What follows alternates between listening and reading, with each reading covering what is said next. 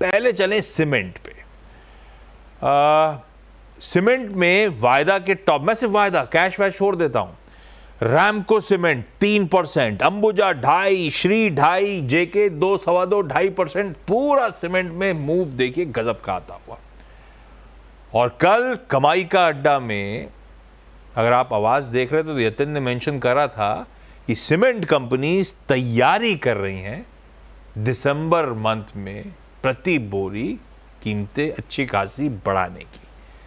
उसका rub off आपको screens पे दिसंबर सीरीज की शुरुआत में बढ़िया प्ले आउट होता हुआ यतिन नजर आएंगे आपको, रिविजिट करा जाए। यतिन, क्या अपडेट्स हैं हमारे पास सीमेंट स्पेस को लेकर? Good afternoon. गुड आफ्टरनून आशीष। और देखिए, आप जैसे बता रहे थे कि इसको रिविजिट करने की ज़रूरत है क्योंकि सीमेंट पैक आज बजिंग है।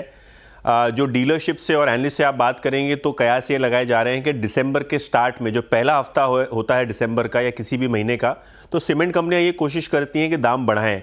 पिछले 1-2 महीनों में जो दाम बढ़ाने की कोशिश हुई थी वो लगभग फेल ही हो गई थी क्योंकि अक्टूबर में मानसून के एक्सटेंशन का इम्पैक्ट था और नवंबर में क्योंकि जो काफ़ी सारे इलेक्शंस थे, काफ़ी सारी गतिविधियां थी, तो कहीं ना कहीं वो डिमांड प्रेपअप नहीं हुई और इसीलिए जो प्राइस हाइक्स थे वो सस्टेन नहीं कर पाए।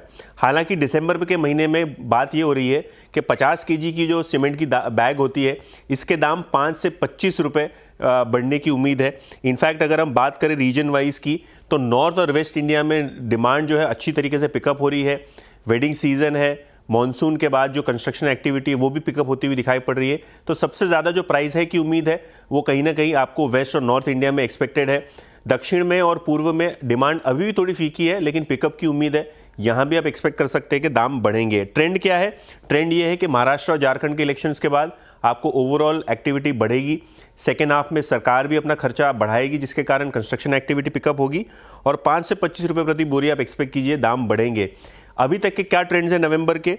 एमपी, यूपी, एनसीआर, राजस्थान, इस सब एरिया में नवंबर के महीने में 3 से 4% की जो प्राइस हाइक थी वो सस्टेन हो गई है। साल दर साल बेसिस पे ग्रोथ है सीमेंट के दामों में।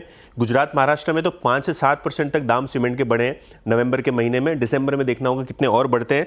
हालांकि बिहार, वेस्ट बंगाल, तमिलनाडु, कर्नाटका, तेलंगाना, इन सभी राज्यों में आपने 10 से 20% साल दर साल बेसिस पे सीमेंट के भाव गिरते हुए देखें। तो कहीं ना कहीं डिमांड का एक रीज़न है। लेकिन हाँ, दिसंबर का महीना काफ़ी इंपॉर्टेंट रहेगा। नवंबर के ट्रेंड्स तो थोड़े बहुत फ्लैट ही हैं। दाम बढ़ाने की तैयारी और देखिए गजब के मूव पूरे सीमेंट स्पेस पे। अच्छा आशीष जी, अंबुजा छोड़ देता हूं क्योंकि उस पर ग्रुप का भी काफी इंपैक्ट रहता है। रैमको सीमेंट के थ्रू, और ये आज की कहानी नहीं है, रैमको सीमेंट काफी समय से बहुत बढ़िया मूव्स दिखा रहा है। कैसा प्ले इस चार्ट्स पे नजर आता है?